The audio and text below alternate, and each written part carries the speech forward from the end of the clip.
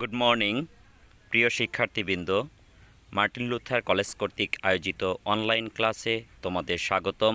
আমি হরিদাস বাসার রসায়ন প্রভাষক। Dear learners, how are you? আমরা সবাই ভালো আছি তো? হ্যাঁ, আমিও ভালো আছি। তো শিক্ষার্থীবৃন্দ, তোমাদের আমাদের যে অনলাইন ক্লাসে আমরা ধারাবাহিকভাবে শুরু করব। তো আমি আজকে গুণগত রসায়ন দ্বিতীয় অধ্যায় থেকে শুরু করতে চাচ্ছি। তো এই অধ্যায়ে তোমরা রাদারফোর্ডের পরমাণু মডেল, বোরের পরমাণু মডেল, কোয়ান্টাম বলবিদ্যা, আমরা রিডবার্গের সমীকরণ, কিছু ম্যাথ শিখব, আমরা দ্রাব্যতা শিখব, দ্রাব্যতার গুণফল। তো শুরুতে আমরা রাদারফোর্ডের পরমাণু মডেল আলোচনা করার আগে আমরা রাদারফোর্ডের আলফা কণা বিচ্ছুরণ পরীক্ষা সম্পর্কে আলোচনা করব। তোমরা এই পাঠ শেষে রাদারফোর্ডের আলফা কণা বিচ্ছুরণ পরীক্ষা ভালো করে বলতে পারবে। রাদারফোর্ডের পরমাণু মডেল তোমরা ভালো ধারণা পাবে। রাদারফোর্ডের পরমাণু মডেল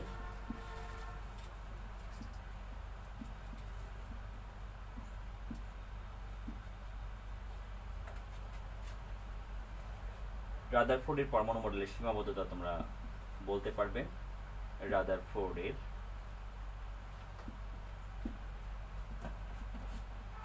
পরমাণু মডেলের সীমাবদ্ধতা, পরমাণু মডেলের সীমাবদ্ধতা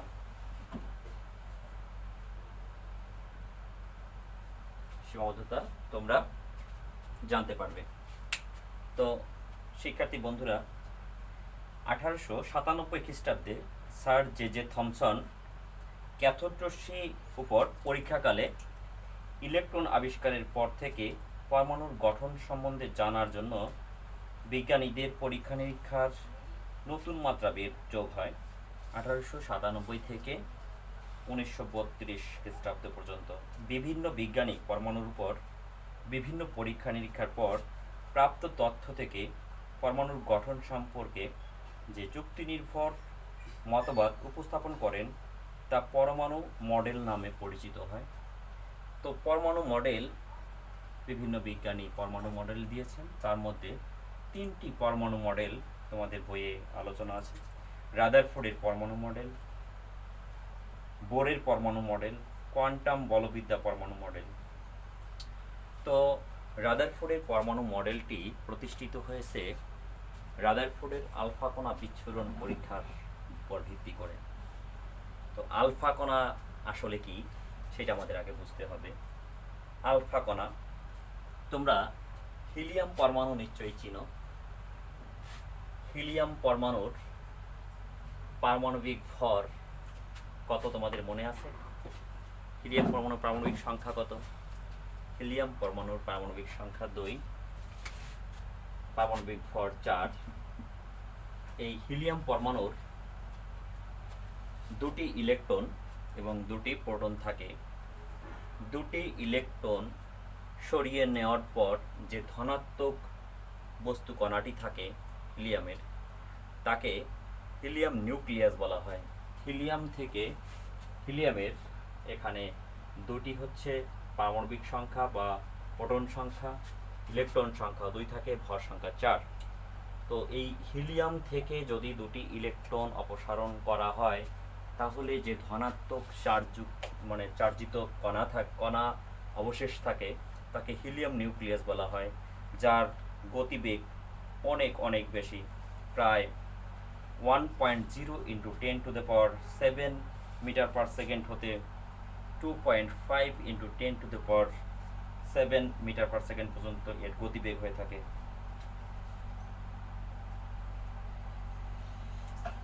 তো আলফা কণাকে আমরা আলফা চিহ্ন দিয়ে প্রকাশ করে থাকি। তো এই আলফা কণা বিচ্ছুরণ পরীক্ষার মাধ্যমে রাদারফোর্ড তার পরমাণু মডেলটি প্রকাশ করেছিলেন।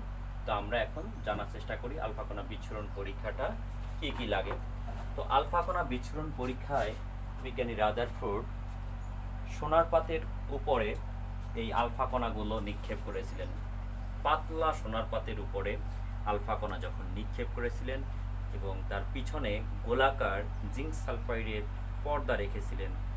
জিঙ্ক সালফাইডের পর্দা রাখার কারণ হচ্ছে আলফা কণা প্রচণ্ড গতিবেগ সম্পর্কে যে আলফা কণা, সেই আলফা কণা সোনার পাত ভেদ করে যখন চলে গিয়েছিল তখন পিছনের যে জিঙ্ক সালফাইডের পর্দা, সেই জিঙ্ক সালফাইডের পর্দাকে আলোকিত করেছিল।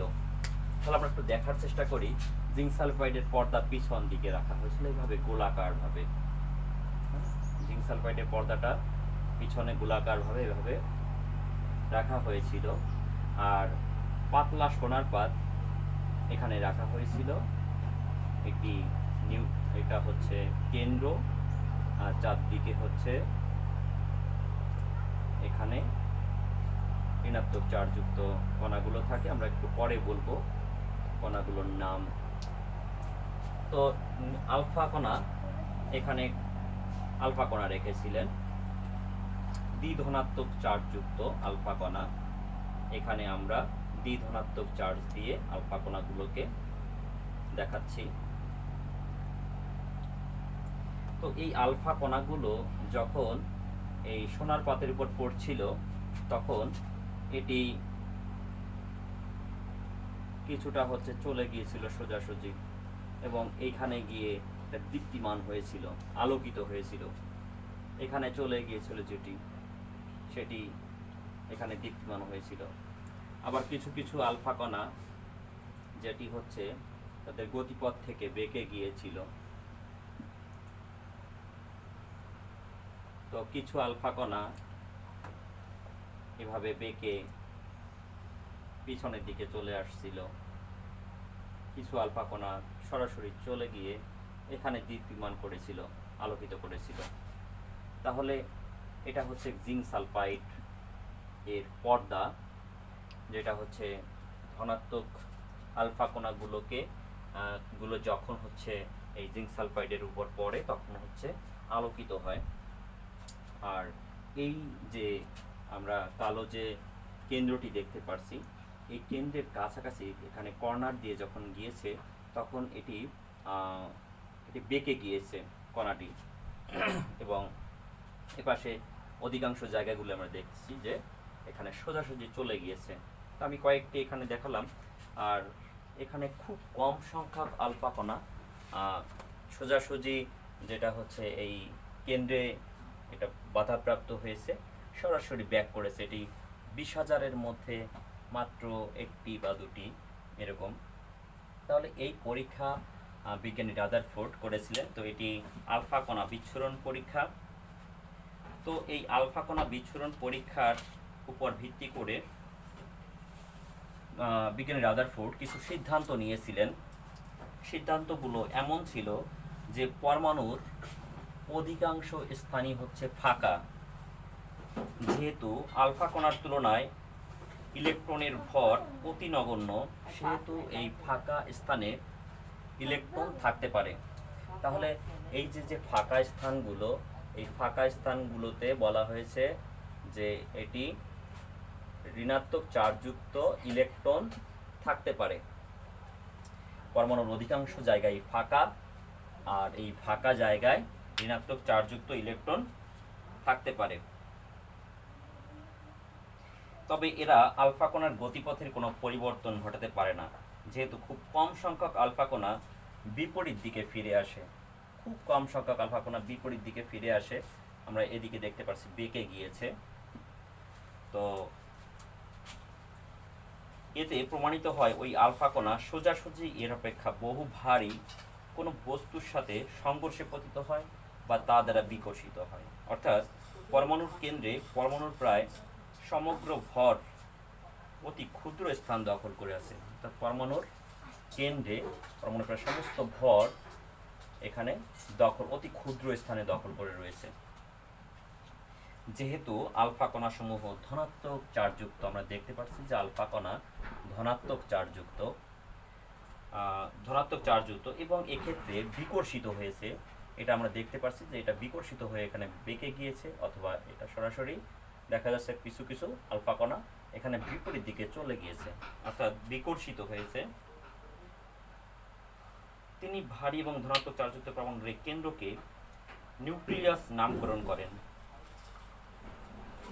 আলফা কণার গতিপথের পরিবর্তন হিসাব করে দেখেন যে পরমাণুর নিউক্লিয়াসে ধনাত্মক চার্জের পরিমাণ মৌলের পারমাণবিক সংখ্যার সমান। অর্থাৎ এখানে যে ধনাত্মক চার্জের পরিমাণ, এটা পারমাণবিক সংখ্যার সমান। নিউক্লিয়াসে যে ধনাত্মক চার্জের পরিমাণ, সেই ধনাত্মক চার্জের পরিমাণ এই পরমাণুর পারমাণবিক সংখ্যার সমান হয়ে থাকে। তো এই সিদ্ধান্তগুলো বিজ্ঞানী রাদারফোর্ড আলফা কণা বিচ্ছুরণ পরীক্ষার মাধ্যমে নিয়েছিলেন। তার পরবর্তীতে বিজ্ঞানী রাদারফোর্ড 1911 সালে তার মডেলটি প্রকাশ করেন, যেটি হচ্ছে রাদারফোর্ডের পরমাণু মডেল নামে পরিচিত। সেই মডেল তোমরা নবম দশম শ্রেণীতে পড়েছ। রাদারফোর্ডের পরমাণু মডেল, তোমরা বোরের পরমাণু মডেল পড়েছ। তো এই মডেলের আমরা আরও সুন্দরভাবে আমাদের বইয়ে আছে, আমরা পড়ার চেষ্টা করব। গোলাকার পরমাণুর কেন্দ্রস্থলে একটি ধনাত্মক চার্জবাহী ভারী বস্তু বিদ্যমান। এই ভারী বস্তুকে পরমাণুর কেন্দ্র বা নিউক্লিয়াস বলা হয়। তাহলে গোলাকার পদার্থের কেন্দ্রস্থলে, আমরা একটা গোলাকার পদার্থ দেখি, এর কেন্দ্রস্থলে একটি ভারী বস্তু বিদ্যমান। এই ভারী বস্তুটার নাম দিয়েছেন নিউক্লিয়াস। পরমাণুর মোট আয়তনের তুলনায় নিউক্লিয়াসের আয়তন অতি নগণ্য হয়ে থাকে। এখানে পরমাণু যে আয়তন, তার চেয়ে এই নিউক্লিয়াসের আয়তন খুবই কম, অতি নগণ্য হয়ে থাকে। নিউক্লিয়াসে পরমাণুর সমস্ত ধনাত্মক চার্জ ও প্রায় সমস্ত ভর কেন্দ্রীভূত।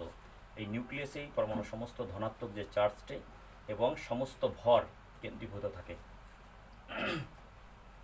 পরমাণু বিদ্যুৎ নিরপেক্ষ, তাই নিউক্লিয়াসের ধনাত্মক চার্জ সংখ্যার সমান সংখ্যক ঋণাত্মক চার্জ বিশিষ্ট ইলেকট্রন পরমাণুর নিউক্লিয়াসের বাইরে অবস্থান করে থাকে।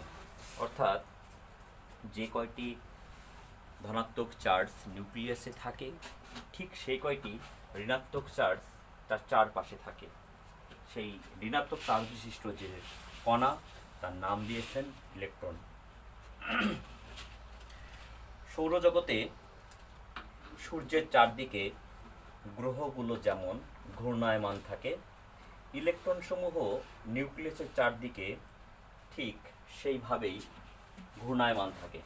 তাহলে ইলেকট্রনগুলো এই বাইরে থাকে, আমরা জানি।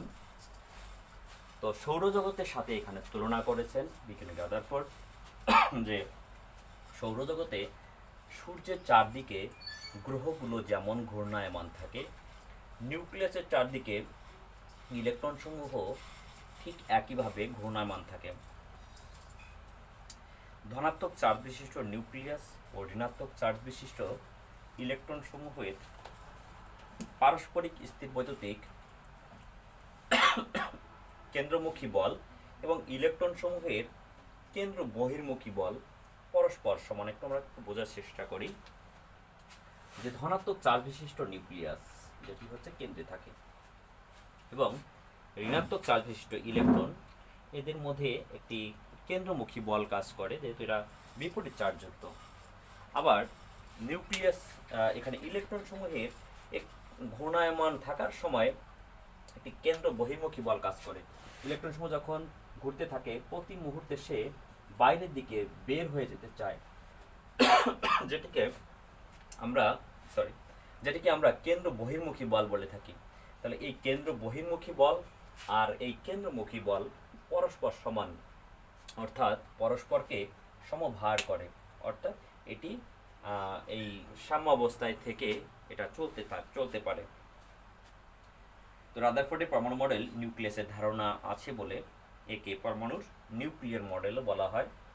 এটি সোলার, যেহেতু এখানে সৌরজগতের সাথে এই মডেলকে তুলনা করা হয়েছে, সুতরাং এই মডেলকে সোলার সিস্টেম অ্যাটম মডেলও বলা হয়ে থাকে। তো এই হচ্ছে আমাদের রাদারফোর্ডের পরমাণু মডেল। তোমরা নবম দশম শ্রেণীতে পড়েছো, তোমরা আবার একটু জানার চেষ্টা করলে রাদারফোর্ডের পরমাণু মডেল। এরপরে আসলে রাদারফোর্ডের পরমাণু মডেলে আমাদের যদিও একটি খুবই ফলপ্রসূ ছিল, যেহেতু নিউক্লিয়াস আবিষ্কৃত হয়েছে রাদারফোর্ডের পরমাণু মডেলে। ইলেকট্রন যে নিউক্লিয়াসের চারদিকে ঘূর্ণায়মান থাকে সেটি আমরা রাদারফোর্ডের পরমাণু মডেল থেকে জানতে পেরেছি।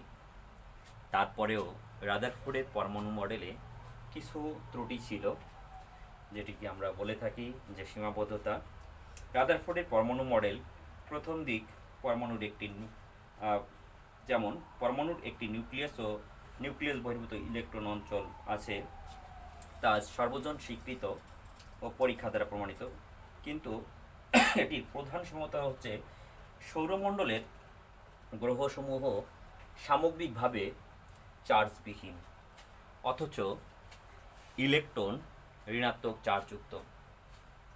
তাহলে সৌরজগতের সাথে বিজ্ঞানী রাদারফোর্ড ইলেকট্রনের নিউক্লিয়াসের চারদিকে যে পরিভ্রমণ করে যে তুলনা করেছিলেন, সেই তুলনাটি আসলে সঠিক ছিল না।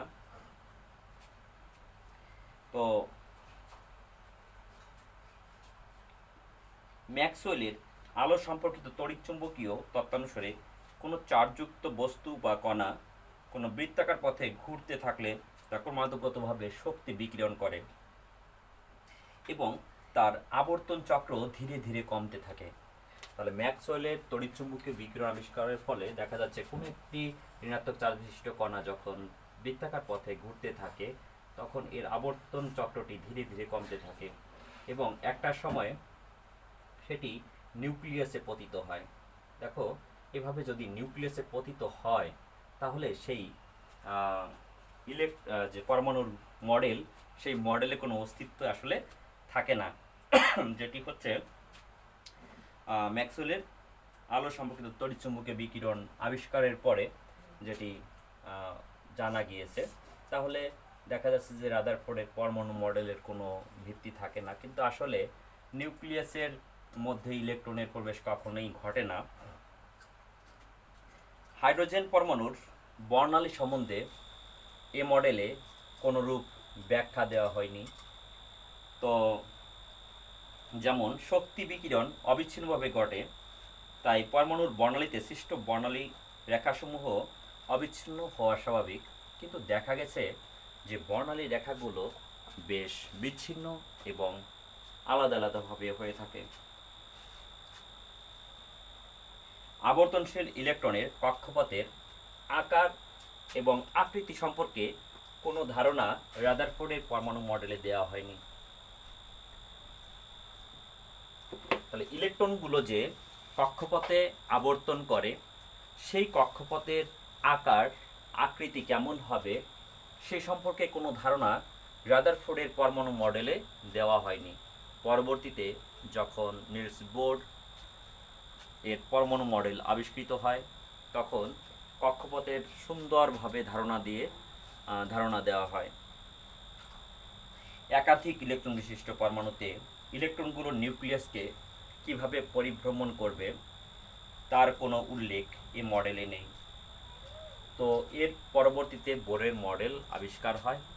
বোরের মডেল আবিষ্কারের পরে রাদারফোর্ডের পরমাণু মডেলের যে সমস্ত ত্রুটিগুলো থাকে সেই ত্রুটিগুলো পরবর্তীতে সংশোধিত হয়ে বোর তার মডেল প্রদান করে।